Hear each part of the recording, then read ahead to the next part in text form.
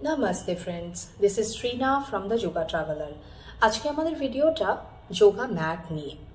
অনেক সময় দেখা যায় পশ্চার যখন করছি, প্র্যাকটিস যখন করছি, ডাউনওয়ার্ড ডগ করার সময় হাত স্লিপ করে গেল, ব্যালেন্সিং আসন বা যে কোনো ওয়ারিয়ার বা আদার আসন করার সময় পা স্লিপ করছে, কারণ ম্যাটে একদম ভালো গ্রিপ নেই।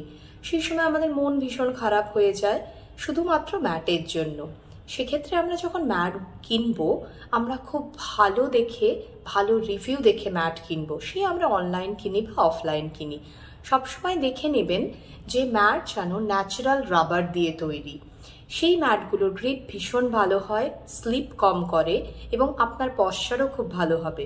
হ্যাঁ, হয়তো একটু বেশি প্রাইস নেবে, কিন্তু থিঙ্ক অ্যাজ অ্যান ইনভেস্টমেন্ট।